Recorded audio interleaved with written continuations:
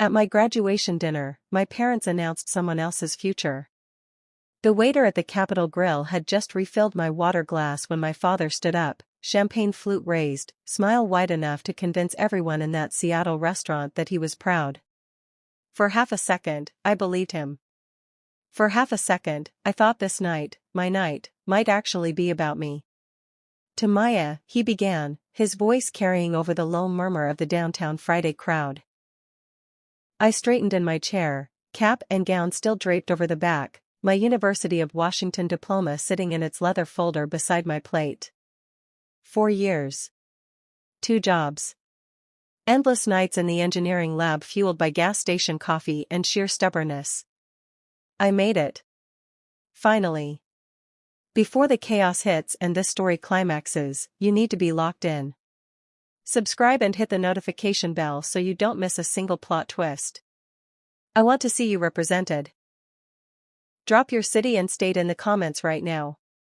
And tell me honestly, have the people who were supposed to have your back ever completely pushed you aside? Let's talk. To Maya, he repeated, and the table quieted. My mother dabbed her eyes with a cloth napkin. My aunt smiled. My younger sister, Brianna, checked her phone under the table. Typical. Who worked so hard, Dad continued. Who sacrificed so much? Who proved that dedication and grit can take you anywhere? My chest swelled. Maybe I'd been wrong about them. Maybe all those years of feeling invisible were just in my head. Then he pivoted. But tonight, his voice shifted, softer, warmer. The real celebration is something even bigger. The air in the room changed. I felt it before I understood it, a tilt, a shift in gravity. My mother's eyes moved from me to Brianna. My aunt leaned forward, grinning. Dad gestured toward my sister. Brianna has an announcement. No. Brianna stood, hand resting on her stomach, her fiancé Brandon grinning beside her like he'd just won the Seahawks Super Bowl. We're pregnant, she said, voice trembling with joy. The table erupted. Cheers. Hugs. My mother sobbed into her hands. My father pulled Brianna into his arms and kissed her forehead. Glasses clinked. Laughter bounced off the dark wood paneling. And I sat there. Frozen. Invisible. Again. My diploma, the one I earned while working 40 hours a week at a tech support call center and tutoring high schoolers on weekends, sat untouched beside my plate. No one looked at it. No one asked about my job offers. No one cared. The waiter appeared with a bottle of sparkling cider for Brianna. Someone ordered dessert. My uncle started talking about baby names. I stared at the tablecloth, counting the threads in the weave, trying to remember how to breathe. Then my father sat back down beside me. He reached into his jacket pocket and pulled out a cream-colored envelope. Almost forgot, he said, sliding it across the table. Your graduation gift, sweetheart. My hands were numb as I picked it up. The envelope was heavier than I expected. Thicker.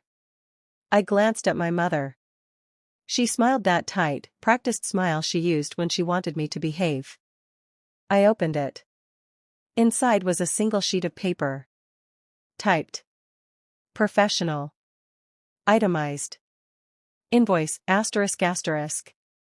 From Robert and Linda Chin ***. To Maya L. Chin ***. Re. Educational Support Loans, 2020-2024 ***. My vision blurred. I blinked hard, forcing the words into focus. $12,000, Fall 2020 Emergency Rent Assistance. $8,500, Spring 2021 Laptop Replacement Fund. $15,000, Summer 2022 Living Expenses during Unpaid Internship. $18,000, Fall 2023 Tuition Gap Coverage. On and on. Line after line. For years of so-called help, each one tagged with a date, a description, and a dollar amount. At the bottom, in bold, total due, $67,240.19. Interest, 6% annually $4,918.33***. Total owed, $72, $158.52***. Payment due within 90 days***. The room kept celebrating around me. Brianna's laughter. My mother's excited chatter about nursery colors. The clink of forks on plates. But all I could hear was the sound of my heart shattering. Because I never borrowed a dime from them. My name is Maya Chen, and I'm 26 years old. I live in a studio apartment in Capitol Hill, Seattle, where the rent eats half my paycheck and the walls are thin enough to hear my neighbors' arguments about whose turn it is to do laundry. I work as a junior software engineer at a mid-sized tech firm near Pike Place Market. My desk overlooks the water, and on clear days, I can see the ferries cutting through Elliott Bay. I earned that view. Every inch of it. Growing up in Bellevue, money was always complicated.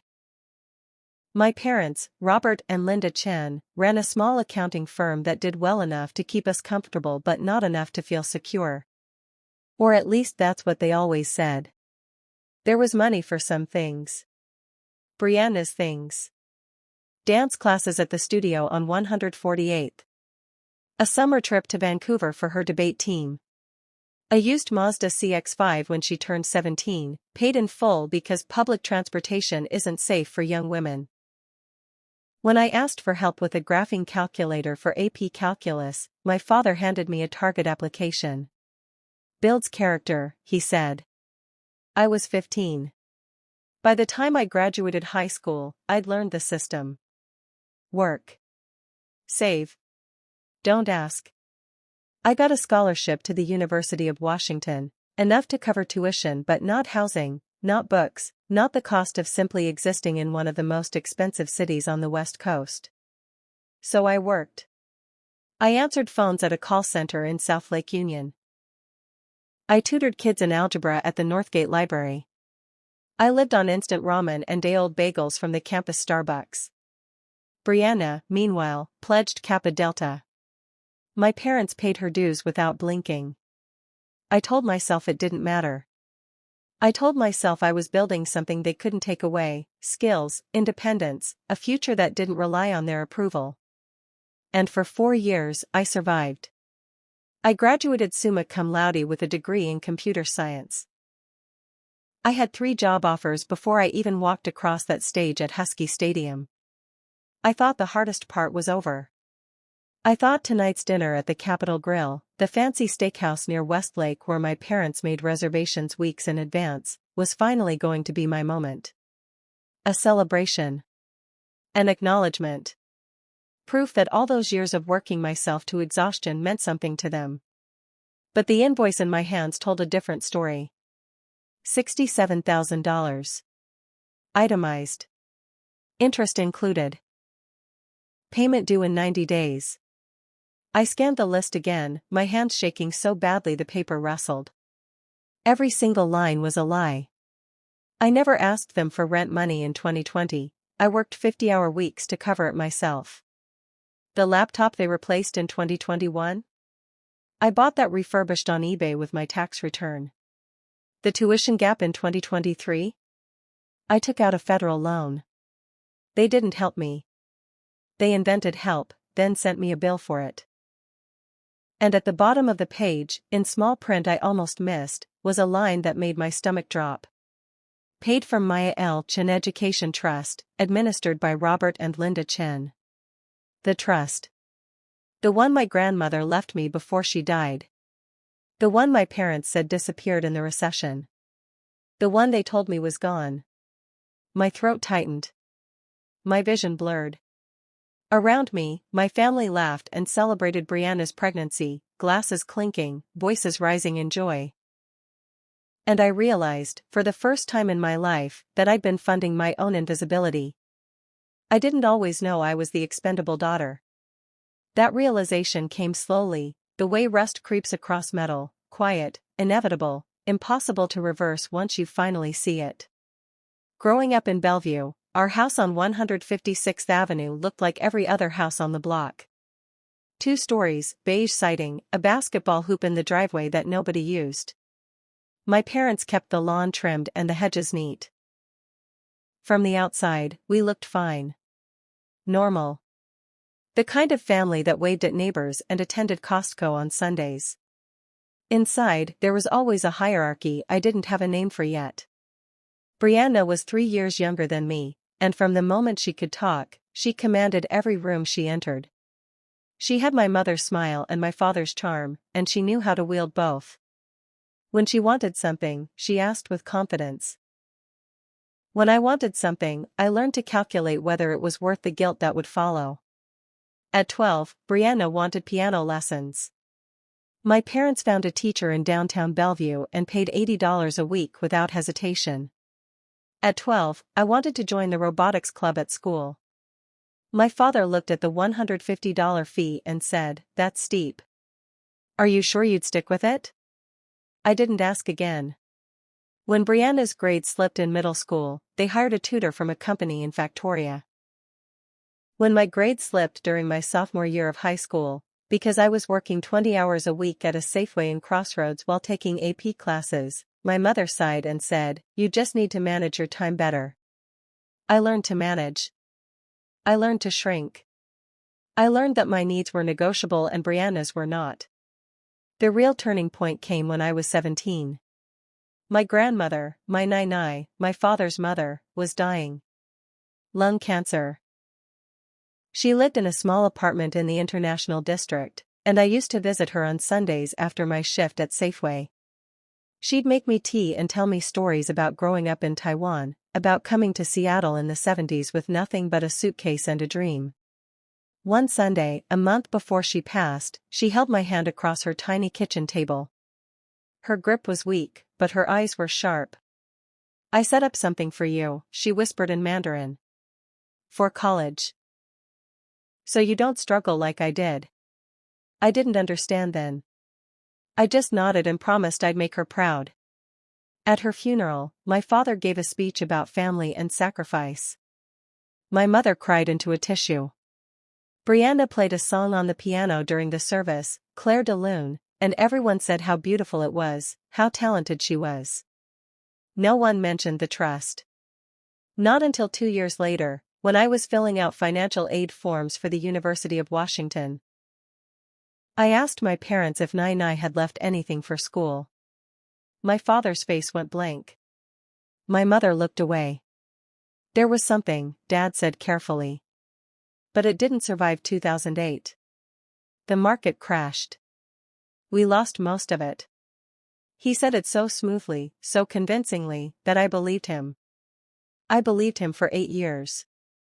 I believed him until tonight, when I saw those words at the bottom of the invoice, * paid from Maya L. Chin Education Trust. *. My grandmother didn't leave me nothing. She left me everything. And my parents spent it. On themselves. On Brianna. On a life I was never meant to be part of. The invoice sat in my lap like a stone. The edges pressed into my palms, the paper smooth and official, the kind of document you'd receive from a law firm or a collections agency. Not from your parents. Not on the night you graduated. Around me, the celebration swelled. My aunt leaned across the table to hug Brianna, mascara already smudging from happy tears. My uncle raised his glass toward Brandon, Brianna's fiancé, and said something about grandbabies and legacy. My mother wiped her eyes with the cloth napkin, glowing in a way I'd never seen directed at me. My father sat back in his chair, arms folded, watching me with an expression I couldn't read. Not quite smug. Not quite guilty. Just expectant. Like he was waiting for me to say thank you. I looked down at the invoice again, forcing my eyes to move past the rage and focus on the details.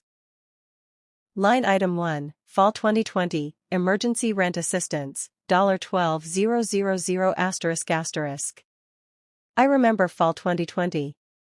The pandemic had just started to loosen its grip on Seattle, and I was living in a basement studio in the U District. Near the avenue. Rent was $950 a month. I paid it myself every month, with money I earned answering customer service calls for a software company while taking a full course load online. I never missed a payment.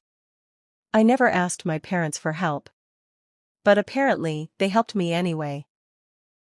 Line item 2, Spring 2021, Laptop Replacement Fund, $8,500**. My stomach turned. In March 2021, my laptop died during finals week. The hard drive gave out, and I lost 2 weeks of coding projects. I was devastated. I asked my parents if they could lend me $200 toward a refurbished MacBook I found on eBay. My father said, "Times are tight right now, sweetheart. Can you make do with the library computers?" I did. For 3 weeks, I sat in the Sasalo library until midnight, competing for open desks, saving my work on flash drives. Then I used my tax return, $100, to buy a used MacBook Air from a student selling it on Facebook Marketplace. I never got $8,500. I never even got the $200. Line item 3, Summer 2022, Living Expenses During Unpaid Internship, $15,000**. I stared at that line until the letters blurred. Summer 2022. I worked at a tech startup in Fremont as a software engineering intern. It wasn't unpaid, it paid $22 an hour. I worked 40 hours a week and picked up weekend shifts at a coffee shop in Wallingford to cover the gap. I remember eating peanut butter sandwiches for dinner and riding the bus an hour each way because I couldn't afford parking. No one gave me $15,000. No one gave me anything. Line item 4, Fall 2023, Tuition Gap Coverage, $18,000**. My hands were shaking now, the paper crinkling in my grip. Fall 2023. My final year. I had a partial scholarship, but I needed another $6,000 to cover the balance. I applied for a federal student loan. I got approved. I signed the paperwork myself in the financial aid office on the 3rd floor of Schmitz Hall. I still owe that loan. The payments start in 6 months. But according to this invoice, my parents covered it. They didn't. And at the bottom of the page, beneath the total, beneath the interest calculation, was the line that cracked me open. Paid from Maya L. Chen Education Trust, administered by Robert and Linda Chen. I looked up slowly, my vision narrowing until all I could see was my father's face. "What is this?" My voice came out flat, hollow. He smiled. Not warmly. Not coldly. Just, patiently. Like I was a client questioning a bill. "Exactly what it says," he replied. "We kept track of everything we gave you over the years. Now that you have a good job, it's time to settle accounts." Gave me. The words echoed in my skull. They didn't give me anything. They stole from me. And now they wanted me to pay them back for it. My hands wouldn't stop shaking. I set the invoice down on the white tablecloth, smoothing it flat like that would somehow make the numbers make sense. The paper sat there between the breadbasket and my untouched salmon, a landmine disguised as a gift. "I don't understand," I said quietly. My voice sounded far away, like it belonged to someone else. "You said Nine Eyes Trust was gone. You told me it didn't survive the recession." My mother's smile flickered. Just for a second. Then it returned, softer, sadder, like I was the one being difficult. "Sweetheart, it's complicated," she said, reaching across the table to pat my hand. I pulled it back. The trust existed, yes, but we had to manage it. There were expenses. We did what we thought was best. Best for who? The words came out sharper than I intended. Brianna looked up from her phone. My aunt stopped mid-conversation with my uncle.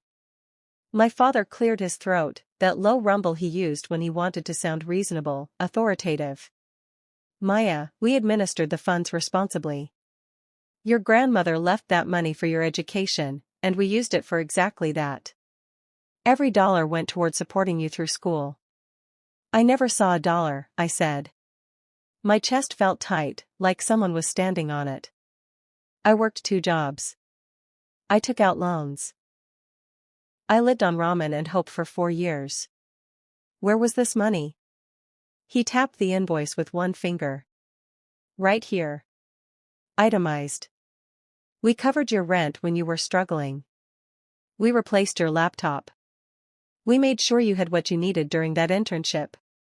That internship paid me, I interrupted. My voice was rising now, and I didn't care. $22 an hour. I have the pay stubs. I still have the W-2. Silence dropped over the table like a curtain. The waiter, approaching with a dessert menu, pivoted smoothly and disappeared. My mother's expression tightened. You were under a lot of stress back then. Maybe you don't remember. I remember everything. I picked up the invoice, hands trembling so hard the paper rattled.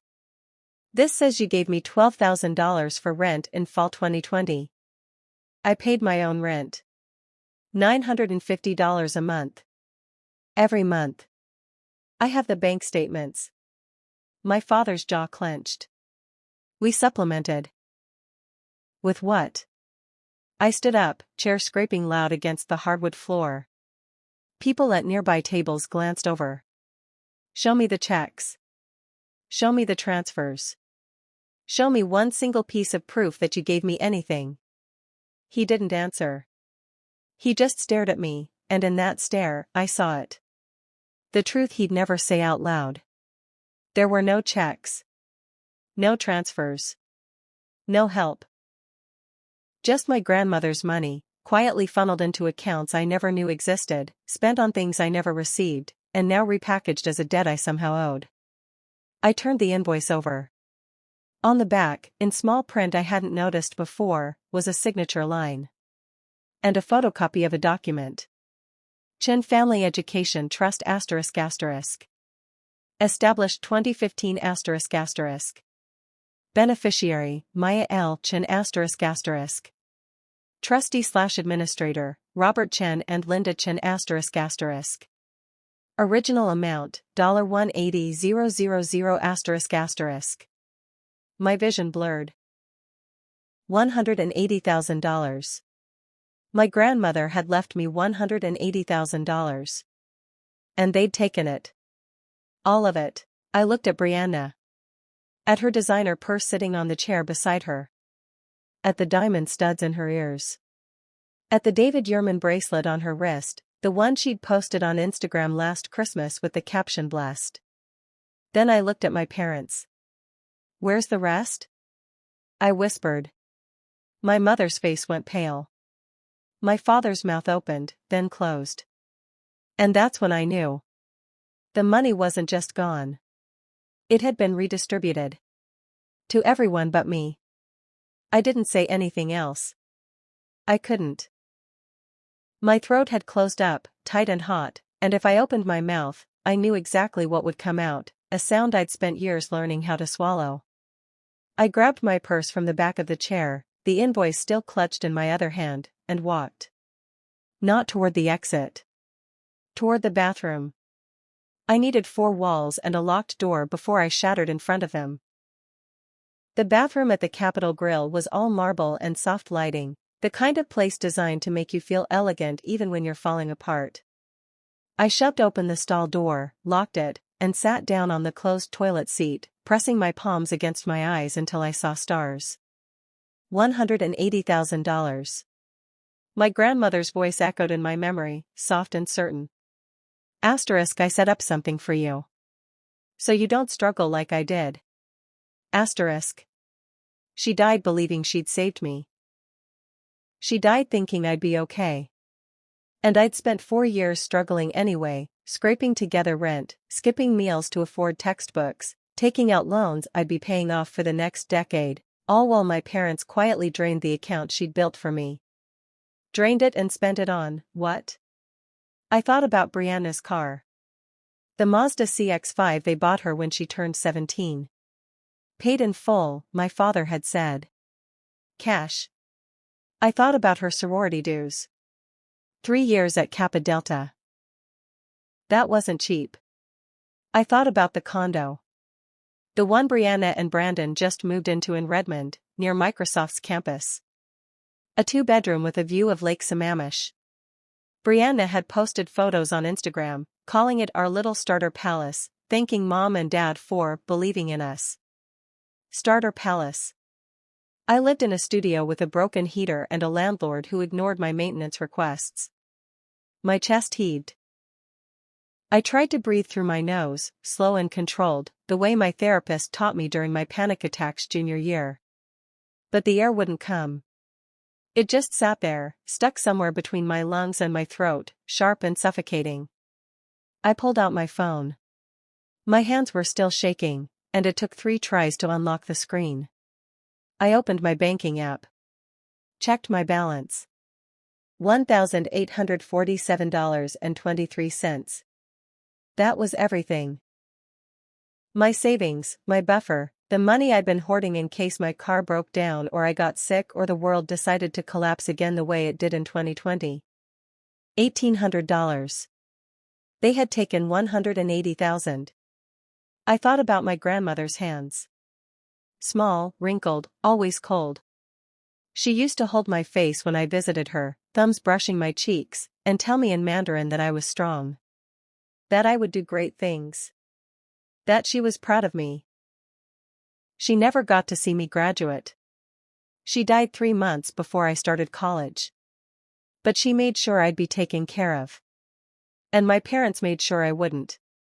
A sob broke free, sharp and ugly, and I pressed my fist against my mouth to muffle it. I didn't want anyone in the bathroom to hear. I didn't want anyone to know how completely I'd been gutted. I sat there for a long time, listening to the faint hum of the ventilation system, the distant clatter of dishes from the kitchen, the muffled laughter of people celebrating normal things in normal ways. And I realized something that made my stomach turn. They didn't just steal my money. They stole my grandmother's last act of love. And they billed me for it. I splashed cold water on my face, watching the mascara bleed down my cheeks in thin black rivers. The bathroom mirror reflected someone I barely recognized, hollow-eyed, shaking, smaller than I'd ever felt. I dried my face with a paper towel, took 3 deep breaths, and forced myself to think. Maybe I was wrong. Maybe there was an explanation I hadn't considered. Maybe the trust had been set up differently than I remembered, or maybe my grandmother had added conditions I didn't know about. Maybe my parents really did help in ways I'd forgotten, buried under the stress and exhaustion of those years. Maybe I was overreacting. The thought settled into my chest like a stone, cold and familiar. I'd spent my whole life second-guessing my own feelings, wondering if I was being too sensitive, too dramatic, too ungrateful. My parents had a way of making me doubt my own reality. They always had. I stared at my reflection. My mother's voice played in my head, soft and wounded. Asterisk sweetheart, it's complicated. We did what we thought was best. Asterisk. What if she was right? What if managing a trust really was complicated, and I just didn't understand how these things worked? I was a software engineer, not a financial advisor. Maybe there were fees, or taxes, or legal structures I didn't grasp. And the invoice, maybe they really did help me in ways I'd forgotten. Maybe I'd been so overwhelmed, so buried in work and school, that I'd lost track of who paid for what. Trauma does that. Stress does that. Maybe my memory wasn't as reliable as I thought. I pulled out my phone and opened my notes app, scrolling back through years of careful records. I'd always been meticulous about money, tracking every dollar, every shift, every expense. It was a survival mechanism I'd developed early, born from never knowing if I'd have enough. Fall 2020, rent receipts. Bank transfers. All from my checking account. Spring 2021, eBay receipt for the refurbished MacBook. $1,100. Paid with my tax return. Summer 2022, pay stubs from the internship. W-2 showing $18,000 in income that year. Fall 2023, student loan documents. My signature. My debt. The records didn't lie. But a small, tired voice in the back of my mind whispered, asterisk, what if you're misremembering? What if they helped in ways that didn't show up in your accounts? What if you're about to destroy your family over a misunderstanding? Asterisk. I thought about Thanksgiving. About Christmas mornings. About the way my mother used to braid my hair before school when I was little, humming softly, her hands gentle. About my father teaching me to ride a bike in the driveway, running beside me until I found my balance. They weren't monsters. They were my parents. And I was about to accuse them of stealing from me in front of the entire family. What if I was wrong? What if I walked back to that table, confronted them, and it turned out there was a perfectly reasonable explanation?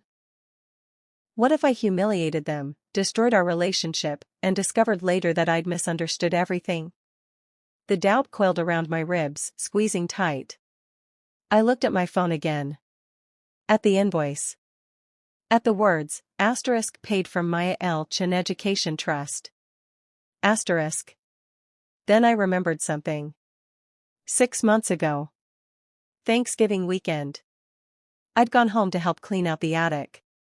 My mother had been throwing away old boxes, and I'd found a filing cabinet tucked behind the Christmas decorations. Inside were bank statements. Account names I didn't recognize. I'd asked my mother about them, and she'd snatched the papers from my hands so fast I'd felt the air move. Old business records, she'd said, voice tight. Nothing you need to worry about. But I'd seen the name on one of the accounts before she grabbed them. Chen Family Trust asterisk. I'd taken a photo.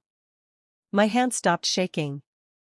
I opened my camera roll, scrolling back 6 months, and there it was. Blurry, but readable. Account statements. Withdrawals. Dates. Amounts. Everything matched the invoice. I wasn't wrong. And I wasn't overreacting. They stole from me. And then they tried to make me doubt my own reality. Not anymore. I walked back to the table with my phone in my hand and a clarity I'd never felt before. The kind of clarity that comes when you stop asking for permission to trust yourself. The celebration was still going. Brianna showed my aunt something on her phone, nursery ideas, probably. Brandon laughed at something my uncle said.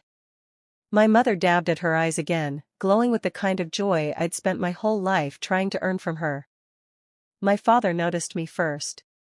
He straightened in his chair, his expression shifting, calculating, cautious. He knew. Somehow, he knew I hadn't come back to let this go. I sat down slowly, placing my phone face down on the table beside the invoice. Everyone kept talking for a few seconds, the noise swirling around me like I wasn't even there. Then my mother glanced over, her smile faltering. Maya, honey, are you okay? You look pale. I didn't answer her. Instead, I picked up the invoice and held it up so everyone at the table could see it. Before we order dessert, I said, voice steady, I think everyone should know what my graduation gift was. The table went quiet. Forks stopped midair. My uncle set down his wine glass. Brianna frowned. What are you talking about? I turned the invoice toward her. Mom and Dad gave me a bill. $72,000. For money they say they loaned me over the past 4 years. Her eyes widened. Wait, what? Except they never loaned me anything, I continued, my voice calm, surgical. I worked 2 jobs. I paid my own rent. I bought my own laptop. I took out my own student loans. My father leaned forward, his voice low and warning. Maya, this isn't the time. No, I cut him off, louder now.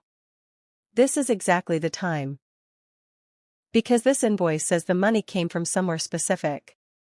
I pointed to the line at the bottom. The Maya L. Chin Education Trust. The one Nai set up for me before she died. The one you told me was gone. My mother's face drained of color. My aunt's mouth fell open. It wasn't gone, I said, looking directly at my father. You just didn't want me to know it existed. That's not, my mother started, but I held up my phone. 6 months ago, I found bank statements in your attic. I took a photo. I unlocked my screen and pulled up the image, turning it toward the table. Account name, Chen Family Trust. Withdrawals over the past 8 years. Dates, amounts, everything. I swiped to the next photo. A screenshot I'd taken weeks ago after I hired a lawyer, a forensic accountant's summary. Original trust amount, $180,000. Current balance, 0. The silence that followed was so complete I could hear the faint hum of the restaurant's sound system, the distant clink of dishes in the kitchen. My uncle leaned forward, staring at the phone. "Robert, is this true?" My father's jaw worked, but no sound came out. My aunt turned to my mother. "Linda, you told us that trust was lost in 2008. My mother's voice cracked. "We managed it. We used it for the family. For both girls." "Show me one expense for me," I said, my voice quiet now, deadly. "One receipt. One transfer. One check with my name on it." She couldn't. She just sat there, mouth opening and closing, searching for words that didn't exist. I turned to Brianna. "Your car. How much did they pay?" She blinked, confused. I don't know. They bought it." 18,000, I said. "Your sorority dues for 3 years. 12,000. The down payment on your condo. 45,000. Her face crumbled. "Maya, I didn't." "I know," I said, "and I meant it." "You didn't know. Because they never told you where the money came from." I looked at my parents. Both of them. The people who raised me, who taught me right from wrong, who stood at Nai's funeral and cried. "You stole from me," I said. "And then you billed me for it." My father finally found his voice. "We were going to pay you back." "With what?" I asked. "My own money?" No one answered. I stood up, placing 2 20s on the table for my meal. "Congratulations, Brianna," I said softly. "I hope your baby knows what family really means." And I walked out. This time, no one followed. I made it 3 steps past the hostess stand before I heard the chair scrape behind me. "Maya, wait." My uncle's voice. Not my parents'. Not Brianna. Uncle David, my father's younger brother, the one who always sat quietly at family dinners, who asked thoughtful questions and never raised his voice. I stopped but didn't turn around. The restaurant lobby felt smaller suddenly, the air thick with expensive cologne and the faint sizzle of steak from the kitchen. He stepped in front of me, hands raised slightly, like he was approaching something wounded. "Just, hold on. Please." "I'm done talking," I said. "I'm not asking you to talk. I'm asking you to let me." Something in his tone made me pause. He pulled out his phone, scrolled for a moment, then held it out to me. On the screen was an email. Dated 3 years ago. Subject line, Chen Family Trust Annual Report. "Your grandmother didn't just set up one trust," he said quietly. "She set up 2. One for you. One for Brianna. Equal amounts. 90,000 each." My chest tightened. "What?" "She told me before she died. Made me the backup trustee in case anything happened to your parents." His voice dropped. "I never thought I'd need to check. I trusted them." I stared at the email. It was from a legal firm in downtown Seattle, Morrison & Gray LLP. The message was short, formal, requesting trustee signatures for annual reporting. 3 years ago, I got this," Uncle David continued. "I called the firm to ask why I was being CC'd. They told me both trusts were being liquidated. I asked your father about it. He said you and Brianna had both agreed to roll the funds into family expenses during a tough year." "I never agreed to anything," I whispered. "I know that now." He swiped to another email. This one was from last week. After tonight, after your mom mentioned the invoice on the phone when she invited me to dinner, I called the law firm again. Asked for records. He zoomed in on an attachment. A spreadsheet. 2 columns. Maya L. Chin Trust withdrawals ***. Brianna Chin Trust. Withdrawals ***. My eyes scanned the lines. Dates. Amounts. Descriptions. Brianna's Trust, Mazda CX-5. Sorority dues. Study abroad program. Condo down payment. My trust, every single line read the same. Transfer to Robert and Linda Chin, general family expenses. Nothing specific. No rent. No laptop. No tuition. Just, transferred. My hands started shaking again. They emptied both accounts, Uncle David said, his voice tight with anger. But they only gave Brianna the things she asked for. You? They just took yours and used it however they wanted. And then, he gestured back toward the dining room, they tried to make you pay them back for money they never actually gave you. I couldn't breathe. The lobby tilted. A waiter walked past carrying a tray of drinks, and the sound of ice clinking in glasses felt absurdly loud. Why didn't you say something? I asked. 3 years ago. Why didn't you tell me? His face crumpled. Because I believed them. I believed your father when he said you knew.